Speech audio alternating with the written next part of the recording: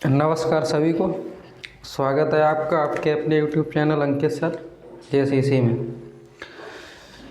उम्मीद है आप लोग स्वस्थ और मस्त होंगे और निरंतर रूप से पढ़ाई कर रहे होंगे। आज का क्लास है गणित, मैथमेटिक्स, क्लास 10th। तो आज की क्लास शुरुआत करते हैं। तो आज क्या पढ़ेंगे? संख्या पद्धति, जो तुम्हारा पहला चैप्टर है, संख्या पद्धति, जिसे हम बोल सकते हैं नंबर सिस्टम। संख्या पद्धति, इंग्लिश में इसे बोलते हैं नंबर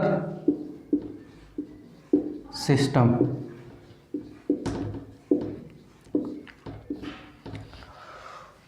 संख्या यानी नंबर सिस्टम, ये तुम्हारा चैप्टर पहला है गणित में, कक्षा 10। और कोई भी क्लास या कंपटीशन की एग्ज़ाम की तैयारी करो, या कक्षा 1 या 2 3 4 6 7 8 से गणित यहीं से स्टार्ट होती है, क्योंकि सब संख्याओं का ही तो खेल होता है पूरी गणित में, यानी नंबर। तो हमें यहीं से स्टार्ट पूरी पड़ती, जब तक हम संख्याओं के बारे में, यानी ये चैप्टर एक ऐसा है कि अगर इस चैप्टर की जानकारी नहीं है तो तुम समझो गणित में बिल्कुल जीरो हो। तो ये देखा जाए गणित की जड़ है, यानी नींव है। तो इसी चैप्टर को सबसे ज़्यादा पढ़ने की ज़रूरत होती है, यानी गणित की यहीं से शुरुआत होती है। संख्या पद्धति, संख्या पद्धति में क्या पढ़ेंगे? संख्या पद्धति में पढ़ेंगे संख्याएं। तो संख्या पद्धति में अगर संख्याओं के बारे में अगर पढ़ना है तो क्या पढ़ना है? सबसे पहले इसमें देखेंगे संख्याएं होती हैं कितनी। तो संख्याएं, कुल अगर संख्याएं देखी जाए तो 10 होती हैं। अगर कुल संख्याएं देखी जाए तो कितनी होती हैं? 10। वो 10 कौन कौन सी संख्याएं? 0 1 2 3 4 5 6 7 8 9, ये 9 संख्याएं हैं। ये 10 संख्याएं हैं, 0 भी है, 1 से 9 तक ये 9 और एक 0। ये कुल संख्याएं 9 संख्याएं हैं, 10 संख्याएं कुल अगर देखा जाए, यानी मुख्यतः जिसकी बात की जाए तो 10 संख्याएं होती। अब ये जो संख्याएं हैं, इन्हीं संख्याओं का पूरे गणित में खेल है। यानी जितनी भी संख्याएं आगे की बनेगी वो तो बनेगी तो इन्हीं से। जैसे हमें 10 अगर लिखना है तो 10 इन्हीं में से तो कोई नंबर होगा, इसी में से तो कोई संख्या होगी। जैसे में 10 लिखना है तो 1 लेंगे और क्या लेंगे? 0, तो 10 लिख गया। इसके बाद में 11 लिखना है तो 1 2 बार मतलब लिखेंगे तब 11 होंगे। ऐसे ही जितनी भी हम संख्याएं लिखेंगे वो संख्याएं इन्हीं संख्याओं का उपयोग करके लिख सकते हैं। तो इसीलिए अगर देखा जाए संख्या कुल कितनी होती है या मुख्यतः कितनी होती है, तो 10 संख्याएं होती हैं। और अगर ये भी अगर जानना है कि अंक कितने होते हैं, तो अंक भी 10 होते हैं। 0 1 2 3 4 5 6 7 8, ये सभी 9, ये क्या है? अंक हैं। तो अंकों के अगर बारे में अगर पता करना है कि अंक कितने होते हैं, तो भी वो कितने होते हैं? 10। अब इन संख्याओं के बारे में हमें पढ़ना है कि जैसे बहुत सी संख्याएं होती हैं, कितने प्रकार की होती हैं और कौन सी संख्याएं क्या होती हैं। तो उन संख्याओं के बारे में जानना बहुत ज़रूरी है, क्योंकि जब कोई भी क्वेश्चन आता है, कोई भी प्रश्न दिया जाता है, तो संख्याओं, जैसे लैंग्वेज वाले जो भी प्रश्न होते हैं, उन लैंग्वेज वाले प्रश्नों में इन्हीं संख्याओं के बारे में पूरा लिखा होता है। और जब संख्याएं तुम नहीं जानते हो तो फिर सवाल पढ़ने और समझने में बहुत कठिन सा लगता है, समझ नहीं पाते हैं। अब जैसे प्राकृतिक संख्याओं वहाँ पे लिखा, या पूर्णांक लिखा, या धनात्मक लिखा, तो क्या समझ पाओगे? जब पूर्णांकों के बारे में पढ़ा ही नहीं तो क्या पूर्णांक होते ही मन में विचार में चलता रहेगा, और तब तक सवाल समझ में नहीं आया और सवाल लगा भी नहीं पाओगे। फिर वही हाल कि ये नफरत सी होने लगती है, एक दुनिया खसक जाती है इसी बात को लेके कि जैसे प्राकृतिक संख्या कहीं लिखा आ गया क्वेश्चन में, प्रश्न में, अब तुम्हें दुनिया वहीं पे खसक गई तुम्हारी कि ये प्राकृतिक संख्या क्या होता है, क्योंकि पढ़ा तो है नहीं। और उसी चीज़ को अगर पढ़े हो कि प्राकृतिक संख्याएं क्या होती हैं, तो सब कुछ समझ जाओगे। तो प्राकृतिक संख्याएं, पूर्ण संख्याएं, परिमेय संख्याएं, अपरिमेय संख्याएं, वास्तविक संख्याएं, अवास्तविक संख्याएं, भाज्य संख्याएं, अभाज्य संख्याएं, सम संख्याएं, विषम संख्याएं, सहअभाज्य संख्याएं, ऐसे संयुक्त संख्याएं, रूढ़ संख्याएं, ऐसी कई संख्याएं होती हैं। जब तक उन संख्याओं के बारे में जानकारी नहीं होगी तब तक तुम किसी भी प्रश्न को समझ नहीं पाओगे, क्योंकि प्रश्नों में अधिकतर ऐसे ही प्रश्न पूछे जाते कि जैसे धनात्मक कोई पूर्णांक संख्या है, यदि ऋणात्मक संख्या में उसका गुणा कर दिया जाएगा तो दी गई संख्या क्या आएगी। तो ऐसे प्रश्न बहुत बनते हैं। तो उससे प्रश्न पढ़ने से पहले या मतलब एक्सरसाइज करने से पहले हमें जो चीज़ें पहले से जाननी है वो चीज़ें जाननी ज़रूरी होती हैं। तो उन्हीं के बारे में आज जानकारी करेंगे। तो देखो, इतनी बात समझ चुके हो कि जो संख्याएं होती हैं कितनी होती हैं? 10। कुल 10 होती हैं। अब उन्हीं से सारी संख्याएं बार बार मिलके बनेगी, यानी मुख्यतः संख्याओं 10 ही होती हैं। अब इसके बाद में एक प्रश्न आया, जैसे हमने कोई संख्या लिख दी, मान लो ये संख्या कोई लिख दी हमने। अगर हम आपसे पूछें कि बताओ ये संख्याएं कितने लिखें, तो आपका जवाब क्या होगा? आपका जवाब होगा कि ये संख्याएं 7 हैं, शायद यही आपका जवाब हो। लेकिन ये गलत है, ये उत्तर नहीं है, ये आंसर नहीं है। आंसर आपका ये है कि ये संख्या 1 है। कितनी है? 1। ये संख्या 1 है, लेकिन इस संख्या में अंक कितने हैं? 7। इधर वाला सबसे जो इधर लास्ट में इधर साइड होता है वो इकाई अंक होता, फिर दहाई, सैकड़ा, हज़ार, फिर 10,000, फिर लाख, फिर 10 लाख। ऐसे ही तो होते हैं, यानी स्थानीय मान जिन्हें बोलते हैं। तो कौन सी संख्या का कौन सा स्थान होता है। अगर हम यहाँ पे कामा लगा दें तो अब ये 2 संख्याएं बन गई। एक संख्या 7,878 लिखा और एक 687। तो बहुत से लोग इस चीज़ को नहीं समझ पा रहे, तो समझना ज़रूरी होता है। अब हम संख्या के बारे में अगर बात करें तो देखो, संख्या क्या होती है, संख्याएं कितनी होती हैं। संख्याएं 2 प्रकार से होती हैं, यानी संख्या को इंग्लिश में क्या बोलते हैं? Number system. तो एक पद्धति इसे बोलते हैं, तो सिस्टम पद्धति को बोलते हैं। संख्या 2 तरीके की होती हैं। एक संख्या होती है वास्तविक, जिन्हें हम बोल सकते हैं रियल नंबर, वास्तविक संख्या। क्या कहते हैं इन्हें? Real number. और दूसरी जो संख्या होती है उसे बोलते हैं वास्तविक संख्या, अवास्तविक संख्या, अवास्तविक संख्या, जिसे हम काल्पनिक संख्या भी कह सकते हैं। इसी को हम क्या कह सकते हैं? काल्पनिक। काल्पनिक का मतलब क्या होता है? काल्पनिक का अर्थ ये होता है, यानी वो चीज़ रियल में है नहीं, यानी वास्तव में वो चीज़ होती नहीं है, वो चीज़ हम कल्पना करके मान लेते हैं कि ये शायद ऐसी होगी। वास्तविक संख्या क्या होती है कि वो वास्तव में नंबर होंगे, जैसे 1, 2, 3, 4, 5, ये सब कैसे हैं? वास्तविक। जैसे अब हम यहीं पे एक बात करें, बात क्या करें कि आपने कक्षा 6 से लेके 8 की क्लासों में ये खूब पढ़ाया जाता है। मान लो ये एक संख्या रेखा होती है। ये संख्या रेखा के बारे में अगर आप जानते हो बहुत अच्छी तरीके से, संख्या रेखा जिन्हें हम कहते हैं नंबर लाइन, नंबर लाइन, ये संख्या रेखा है। संख्या रेखा पे बीचा बीच में जो होता है वो क्या होता है? 0। और इसके जो इस साइड होती है वो होता है क्या? प्लस में। जितनी भी संख्याएं होंगी वो कैसी होंगी?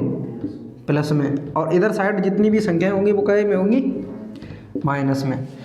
और ऐसे अनंत तक मतलब चलती जाएंगी। तो मान लो 1 ये है, 2 है, 3 है, 4 है, 5, 6, 7, 8, ये सब कैसी होंगी?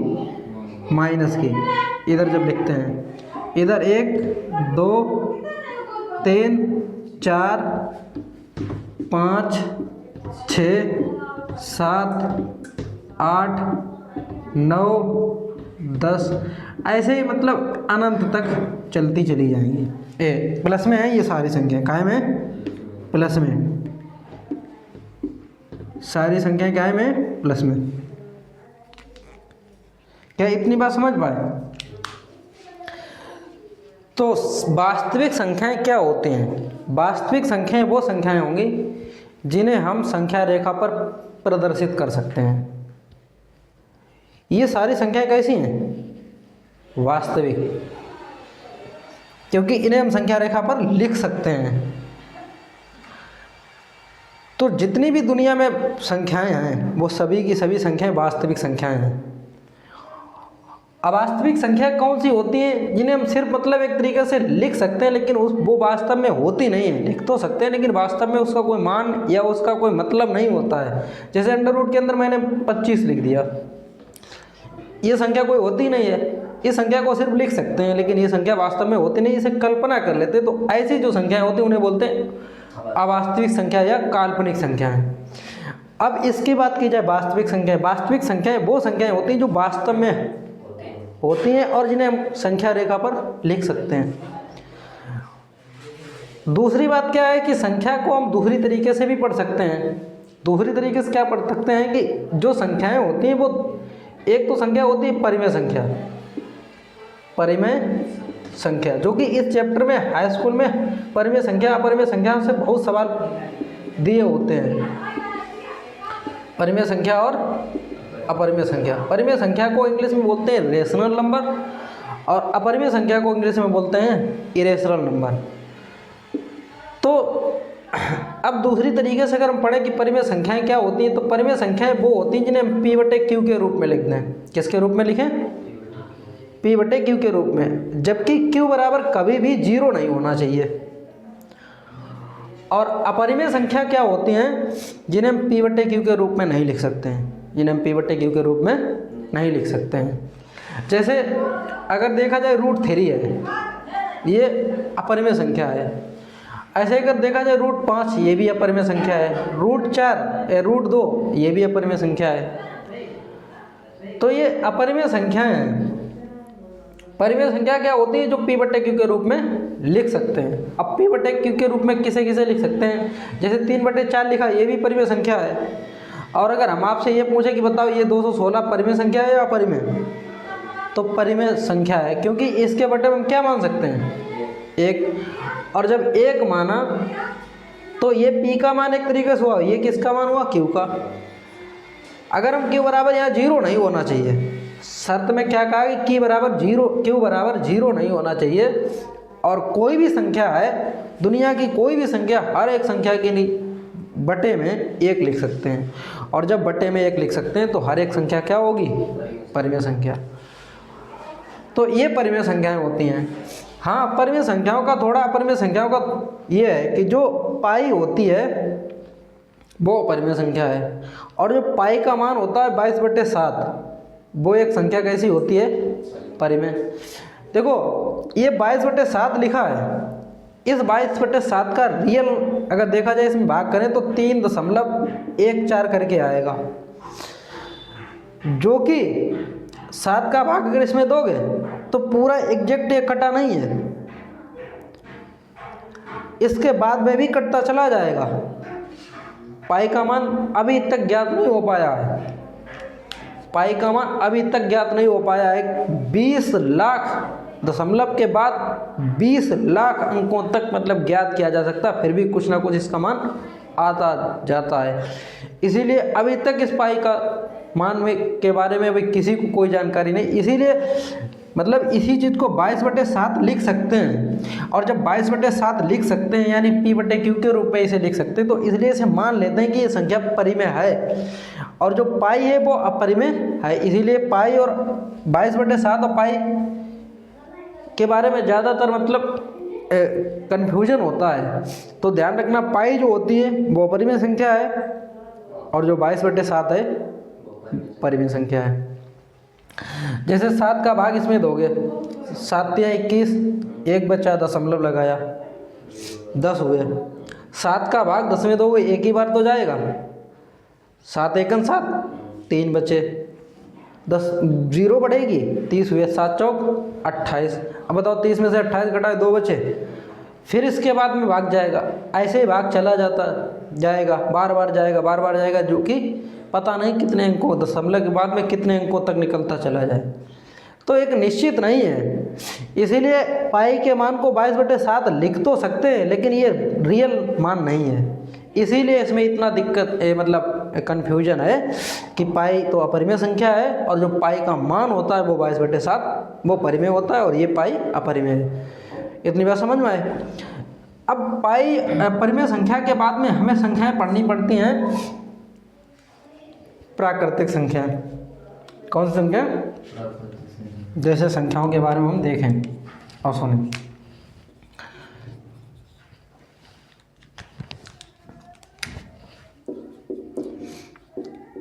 प्राकृत संख्या बोल सकते हैं या प्राकृतिक संख्या बोल सकते हैं इसी को, जिसे इंग्लिश में बोल सकते हैं नेचुरल नंबर।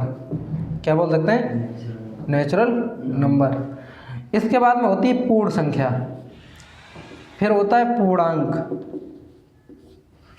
पूर्ण संख्या,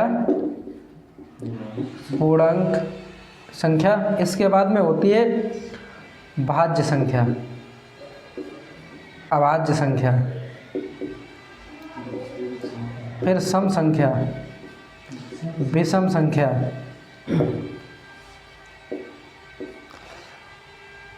सहअभाज्य संख्या, सहअभाज्य संख्या। इसके बाद में पूर्ववर्ती है, अनुवर्ती संख्या, ये तमामन होती हैं।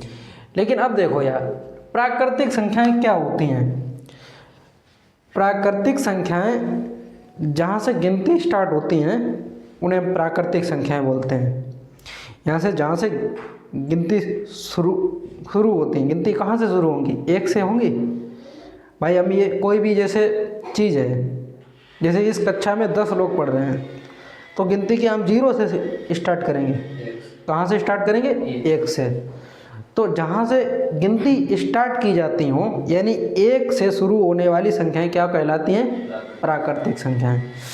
तो प्राकृतिक का मतलब क्या होता है कि जो हम मनुष्य से पहले से ही मौजूद हो, यानी वो मनुष्यों के द्वारा चीज़ न बनी हो, वो पहले से ही मौजूद हो, उसी को हम प्राकृतिक संख्या बोलते हैं। तो हो सकता है कि प्राकृतिक संख्या के बारे में ऐसा हो मानना कि इन्हें इंसानों के बारे में कोई जानकारी नहीं हो कि ये पहले से हो सकती हूँ।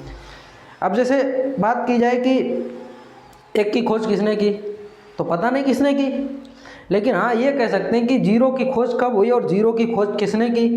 तो 0 की खोज भारत में ही हुई है और आर्यभट्ट ने की है। हम 0 के बारे में तो बता सकते हैं, कभी भी गूगल पे सर्च करना कि 1 की खोज किसने की, 2 की खोज किसने की, 3 की खोज किसने की, तो ऐसे 9 तक संख्याएं हैं, किसी के बारे में जानकारी नहीं होगी कि ये इन्होंने खोज की। और जब किसी के बारे में पता नहीं है तो लोगों ने मान लिया कि ये प्राकृतिक संख्या हैं, ये पहले से हैं। खोज किसकी की जाती है? खोज किसकी की जाती है? जो मतलब जैसे 0 है, जो चीज़ पहले थी नहीं, इंसान ने उसे मतलब बना के तैयार किया और खोज लिया कि ये होता है। आविष्कार और खोज में अंतर क्या होता है? आविष्कार का मतलब है कि उस नई चीज़ मतलब कोई तैयार कर दी। खोज का मतलब ये होता है कि वो चीज़ पहले से थी लेकिन उसे इंसानों के बारे में जानकारी नहीं थी, तो उसने खोज लिया। आविष्कार का मतलब क्या है? आविष्कार का मतलब है कि उसे बना के तैयार किया, ये इंसान ने ही किया। जैसे पहले फ़ोन नहीं था, जबकि इसी प्रकृति में फ़ोन के जो पार्ट होते हैं, हर एक पार्ट पहले से मौजूद था, जितने भी पार्ट हैं। लेकिन क्या फ़ोन पहले था? नहीं था। इंसानों में उसने पार्ट सब सारे मिला मिलू के जोड़ जाड़ के उसे बना के पूरा तैयार कर दिया, तो उसका मतलब क्या हुआ कि फ़ोन का आविष्कार किया गया। तो आविष्कार अलग चीज़ है, खोज एक अलग चीज़ है। खोज का मतलब वो प्रकृति में पहले से थी लेकिन उसके बारे में लोगों ने जान लिया, इसी यही कहते हैं खोज। जैसे भारत की खोज हुई, किसने की? वास्को डी गामा ने की। अब वास्को डी गामा ने जब की 1498 में, उसे ये बात दुनिया के देश या वो देश ये नहीं जानते थे कि भारत भी एक देश है और वहाँ लोग रहते हैं। जब वो आया तब उसने जाना कि हाँ भारत भी है, तब भारत की खोज हुई। क्या भारत में पहले लोग नहीं रहते थे? रहते थे, लेकिन लोगों को इसकी जानकारी नहीं, तो इसे कहते हैं खोज। और आविष्कार अलग चीज़ होती है। आविष्कार का मतलब पहले से ही चीज़ें मौजूद होती हैं। जैसे दूरबीन का आविष्कार किसने किया? दूरबीन का खोज किसने की? आविष्कार किया किसने किया? गैलीलियो ने। तो आविष्कार अलग चीज़ हुई और खोज एक अलग चीज़ हुई। रेडियो की खोज किसने की? मार्कोनी ने की। ऐसे बहुत चीज़ें हैं, तो ये चीज़ें होती हैं। अब भाई प्राकृतिक संख्याएं कौन सी होती हैं? एक से शुरू होने वाली। तो संख्या रेखा पे अगर देखें तो ये संख्याएं जो होंगी वो कौन सी संख्याएं होंगी? प्राकृतिक संख्याएं। यानी एक से स्टार्ट हो रही हैं तो इन्हें हम बोल देंगे प्राकृतिक संख्याएं। क्या इतनी बात समझ पाए? इसके बाद में जो एक से इधर अनंत तक संख्याएं लिखी हैं, अगर उसी एक में हम जीरो को शामिल कर लें, किसे शामिल कर लें? जीरो को शामिल कर लें, इसके बाद में अनंत तक चले जाएं तो इन्हें हम बोल देंगे पूर्ण संख्याएं। तो पूर्ण संख्या किसे कहते हैं? जीरो से शुरू होने वाली संख्याओं को क्या बोलेंगे? पूर्ण संख्याएं। यानी ऐसे भी कह सकते हैं कि प्राकृतिक संख्या में अगर जीरो को शामिल कर लिया जाए तो उन्हें हम क्या बोलेंगे? पूर्ण संख्याएं, जिसे इंग्लिश में बोलते हैं होल नंबर। इसके बाद में पूर्णांक। पूर्णांक किन्हें कहते हैं? यानी पूर्णांक संख्या क्या होती है? पूर्णांक संख्याएं वे संख्याएं होती हैं जिन संख्याओं के पहले या तो प्लस का चिन्ह लगाओ या तो माइनस का चिन्ह लगाओ। यानी या तो जोड़ का निशान लगाओ या घटाना का निशान लगाओ, तो उसे क्या बोलेंगे? पूर्णांक। और पूर्णांक दो प्रकार के होते हैं, एक तो धनात्मक पूर्णांक होता है और एक ऋणात्मक पूर्णांक। ऋणात्मक पूर्णांक का मतलब निगेटिव। तो देखो यहाँ से यहाँ तक ये नंबर जो दिए गए हैं, तो इधर हम इधर वाले को क्या बोलेंगे? धनात्मक पूर्णांक। धनात्मक पूर्णांक जिन्हें पॉजिटिव कह सकते हैं, और जो जीरो के इस तरफ वाले हैं इन्हें क्या बोलेंगे? ऋणात्मक पूर्णांक। ऋणात्मक पूर्णांक।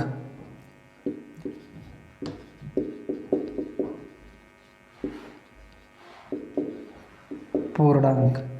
और इधर क्या है? धनात्मक पूर्णांक। और एक जो शून्य होता है वो एक अलग तरीके से शून्य पूर्णांक अलग होता है। ये पूर्णांक भी अलग ही होता है। इस पे देखो जीरो एक संख्या ऐसी है, इसके ऊपर चाहे प्लस का निशान लगाओ और चाहे माइनस का निशान लगाओ, कोई फर्क पड़ने वाला है? इसके मान में कोई चेंज होगा? कुछ नहीं चेंज होगा। इसलिए ये एक मतलब अपने आप में शून्य पूर्णांक स्वयं है ना। ये धनात्मक पूर्णांक किसे कह सकते हो ना? ऋणात्मक पूर्णांक। तो शून्य पूर्णांक एक अलग पूर्णांक है। तो ये पूर्णांक संख्याएं होती हैं। जो बात अभी तक समझाई, क्या समझ में आई? कि पहले क्या पढ़ा हम लोगों ने? संख्याएं। संख्याएं मुख्यतः कितनी होती हैं? 10, 0 से 9 तक। इसके बाद में संख्याओं के प्रकार पढ़ा, तो संख्याएं एक तो वास्तविक संख्या, दूसरी क्या होती है? अवास्तविक संख्या। फिर परिमेय संख्या, मतलब दूसरी तरीके से अगर पढ़ा जाए तो एक संख्या होती है परिमेय और दूसरी क्या होती है? अपरिमेय। परिमेय संख्या किसे बोलते हैं? P/Q के रूप में जो संख्याएं लिखी जा सकती हैं उन्हें क्या बोलेंगे? परिमेय संख्याएं। और अपरिमेय क्या होगी? जैसे P/Q के रूप में जो ना लिखे जाए, जैसे √2 है, √3 है, √5 है। ये सारी संख्याएं कैसी हैं? अपरिमेय संख्या। फिर इसके बाद में प्राकृतिक संख्या, पूर्ण संख्या और पूर्णांक संख्या। क्या इतनी बात समझ में आई? अब देखो इसके आगे हमें क्या पढ़ना है। इसके आगे की संख्याएं हम लोगों ने पढ़ा कि प्राकृतिक संख्याएं एक से स्टार्ट होने वाली होती हैं, जो कि नंबर लाइन पे लिखी हैं।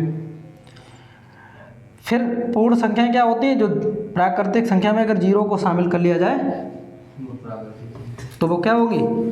प्राकृतिक नहीं होंगी, वो पूर्ण संख्याएं होंगी।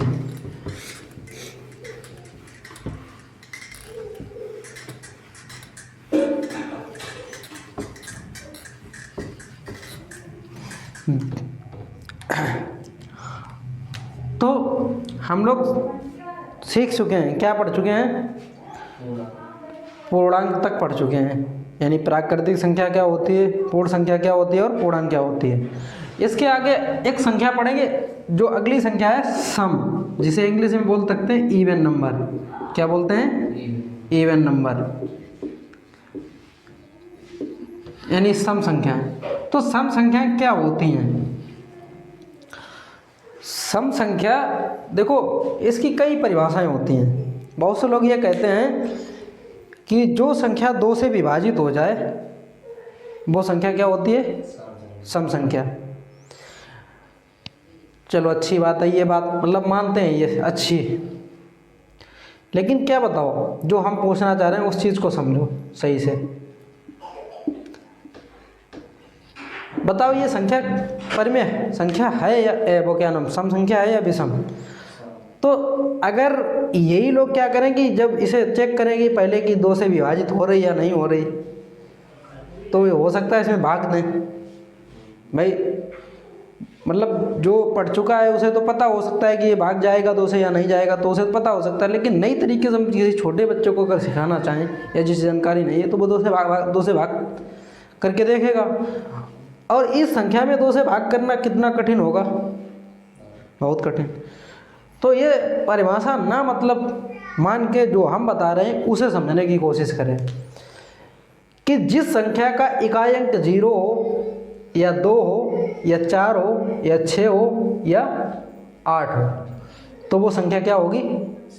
सम संख्या। यानी जिस संख्या का इकाई अंक 0 हो, 2 हो, 4 हो, 6 हो और 8 हो, वो संख्या क्या होगी? सम संख्या। अब देखो यहाँ पे अगर हम कहते हैं कि बताओ ये संख्या कैसी है, क्योंकि इसका इकाई अंक यही 2 है, क्या है? 2। हम कहते हैं ये बताओ ये संख्या अगर इसी में 3 हम आगे बढ़ा के लिख दे, तो बताओ ये संख्या कौन सी हुई? इसमें कोई अंक ऐसा है नहीं है, तो ये संख्या सम तो है नहीं, जो भी हो हमें नहीं पता। अगर हम ये पे 4 लिख दें तो सम संख्या। यानी हमें इन अंकों पे ध्यान देना है कि जैसे हम अगर मान लो कि ये लिखे दे रहे ये संख्या और पूछ दें कि बताओ ये संख्या परिमेय या अपरिमेय, क्या नाम सॉरी सम संख्या या विषम, तो तुम्हारा जवाब क्या होगा? सम, क्योंकि इसके इकाई अंक कौन सा है? 8, तो ये संख्या सम हुई। तो सम संख्या को पहचानने के लिए क्या करेंगे कि 0, 2, 4, 6, 8 अगर इकाई अंक हैं तो वो संख्या क्या होगी? सम। तो इतनी बात ध्यान रखना। बहुत से लोग वो 2 से विभाजित है या नहीं है, ये चीज़ें थोड़ी कठिन हो जाती हैं। इसके बाद में हम क्या पढ़ेंगे? विषम संख्या, जिसे हम इंग्लिश में बोलते हैं ओड नंबर। क्या बोलते हैं? Odd number. तो ओड नंबर क्या होता है?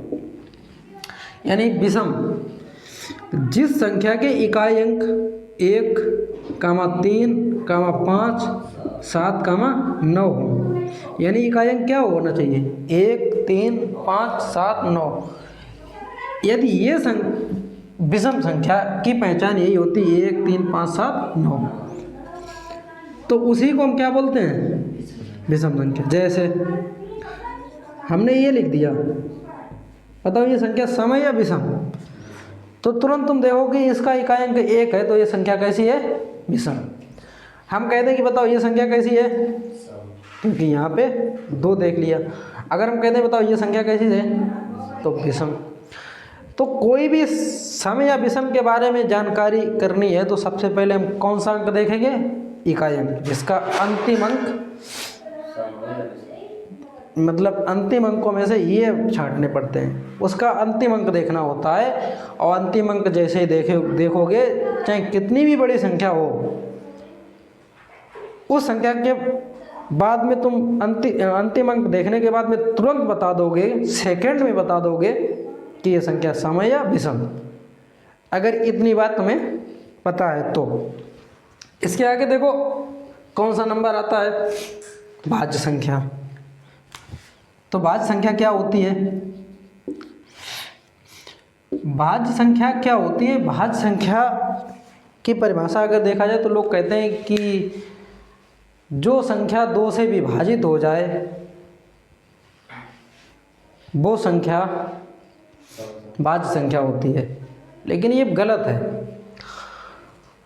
अगर हम भाज्य और अभाज्य पढ़ेंगे यहाँ पे, भाज्य और अभाज्य, चलो हम कह रहे हैं कि 2 से 2 है एक संख्या, दो संख्या में 2 का भाग जाएगा, चला जाएगा। अब जो दो का भाग 2 में गया यानी विभाजित हुई, तो ये संख्या कौन सी होनी चाहिए? भाज्य। क्योंकि भाज्य की संख्या, बहुत से टीचर ऐसा बताते हैं कि जो संख्या 2 से विभाजित हो जाती है वो संख्या भाज्य होती है, तो ये गलत होगा, क्योंकि 2 भाज्य संख्या नहीं है, 2 अभाज्य संख्या है। हम जो बता रहे हैं उस बात को ध्यान दो कि भाज्य संख्या क्या होती है। पहले ये मतलब इसे कई तरीके से हम पढ़ सकते हैं या सीख सकते हैं। जिस संख्या के 2 से अधिक गुणनखंड हो, 2 से अधिक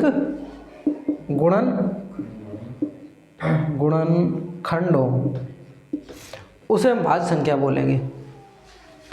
गुणनखंड का मतलब क्या होता है? जैसे हमने यहाँ पे 20 लिख दिया, और इस 20 में किस किस संख्या से भाग जाएगा, और जिस संख्या से भाग चला गया वही उस संख्या के गुणनखंड होंगे। अब जैसे 20, 1 का भाग 20 में देंगे, जाएगा? जाएगा। 1 से भाग 20 में देंगे, 1 से भाग 20 में देंगे तो चला जाएगा। कितनी बार? 20 बार। एक प्रत्येक संख्या का गुणनखंड होता है, एक प्रत्येक संख्या का गुणनखंड होता है, क्योंकि एक संख्या ऐसी है कि हर एक संख्या को विभाजित कर सकती है, यानी 1 का भाग हर एक संख्या में, प्रत्येक एक संख्या में भाग जाएगा, और 1 का जब प्रत्येक संख्या में भाग जाएगा तो 1 हर एक संख्या यानी प्रत्येक संख्या का गुणनखंड होगा। इसके बाद में देखो, 20 में 2 से भाग जाएगा, 3 से नहीं, 4 से, 5 से चला जाएगा, 6 से, 8 से, 10 से, 9 से भी नहीं जाएगा। अब देखो 20 का आधा 10 है, और 10 आधे के बाद में स्वयं संख्या कटती है स्वयं से, तो देखो ये जो जितनी संख्याएं लिखी इनसे भाग इसमें जा सकता है। तो इसका मतलब ये हुआ है कि जिस संख्या से भाग जाएगा वही उस संख्या के क्या होंगे? गुणनखंड। तो ये गुणनखंड है। तो 20 के कितने गुणनखंड हुए? 6। ऐसे प्रश्न पूछ दिए जाते हैं कि बताओ 20 के कितने गुणनखंड होंगे। गुणनखंड एक अलग चीज़ होते हैं और अभाज्य गुणनखंड अलग होता है। अभाज्य गुणनखंड देखो, 20 का अगर अभाज्य गुणनखंड पूछा जाएगा तो इसका मतलब ये है कि इस तरीके से करो, और अभाज्य गुणनखंड का मतलब है कि उसमें अभाज्य संख्याओं का ही प्रयोग होगा। 20 को देखते ही हमने बहुत से लोगों को ऐसा देखा है कि वो अगर देख रहे हैं कि इसमें 4 से भाग जाएगा तो काट देंगे, 4 पंचे 20। हो सकता है इसमें 10 से भी 10 दूनी 20 ऐसे भी कर सकते हैं, जो कि गलत है। ये अभाज्य गुणनखंड नहीं है। अब ये 4 जो है, 4 अभाज्य संख्या थोड़ी ना है, 4 तो भाज्य संख्या है। और जबकि कहा तुमसे क्या गया कि अभाज्य गुणनखंड, तो अभाज्य गुणनखंड अभाज्य संख्याओं से ही कटेंगे। तो जिस संख्या के 2 से अधिक गुणनखंड होते हैं उन्हें हम बोलते हैं भाज्य संख्याएं। अब बताओ, इसके 2 से अधिक गुणनखंड हैं तो ये संख्या कौन सी हुई? भाज्य, यानी वो भाज्य संख्या होगी। अब हम शुरुआत करते हैं, जैसे कहें कि एक बताओ कि भाज्य संख्या है या अभाज्य? कैसे एक भाज्य है? देखो इधर ध्यान से, 1 में 1 से तो भाग जाएगा और किसी से जाएगा? नहीं जाएगा। तो 1 के कितने गुणनखंड हुए? भाज्य संख्या होने के लिए 2 से अधिक गुणनखंड होने चाहिए, और अभाज्य संख्या होने के लिए 2 गुणनखंड होने चाहिए। कितने गुणनखंड होने चाहिए? 2 गुणनखंड। अभाज्य संख्या होने के लिए 2 गुणनखंड होने चाहिए, भाज्य संख्या होने के लिए 2 से अधिक गुणनखंड। अब इसका तो सिर्फ 1 गुणनखंड है, तो बताओ क्या दोनों शर्तें इसमें लागू हो रही? नहीं। तो ये ना तो भाज्य संख्या है ना अभाज्य, ना भाज्य संख्या है ना अभाज्य। 1 के बारे में ऐसा प्रश्न पूछा गया है नवोदय परीक्षा में, समझ रहे? तो ये चीज़ें ध्यान रखना। इसके बाद में देखो क्या है,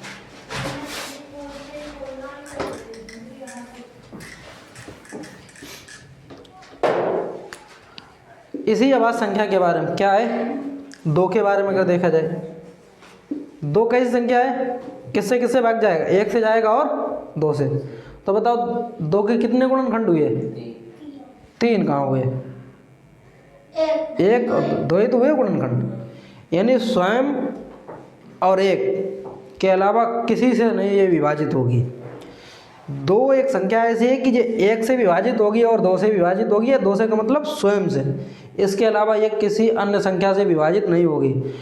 और जो संख्या 1 और स्वयं के अलावा किसी दूसरी, तीसरी या अन्य संख्या से नहीं विभाजित होती है उसे बोलते हैं अभाज्य संख्या। क्या बोलते हैं, जिसे हम कह सकते हैं कि 2 गुणनखंड होने चाहिए, तो इसके 2 ही गुणनखंड हैं, तो 2 एक अभाज्य संख्या है। इसके बाद में 3 की बात करें, 3 भी क्या है, 1 से कटेगा, 3 से कटेगा और किसी से नहीं कटेगी, तो 3 भी क्या हुई, अभाज्य संख्या। 4 के बारे में अगर बात करें, 1 से जाएगा भाग, 2 से भाग जाएगा और 4 से, 3 से नहीं जाएगा। तो बताओ इसके 2 से अधिक गुणनखंड हुए, यानी 1 और स्वयं के अलावा ये तीसरी संख्या से भी कट सकती है। कौन, 4 का भाग, तो ये संख्या कौन सी हुई, भाज्य हुई, 4। क्या बात समझ पाए।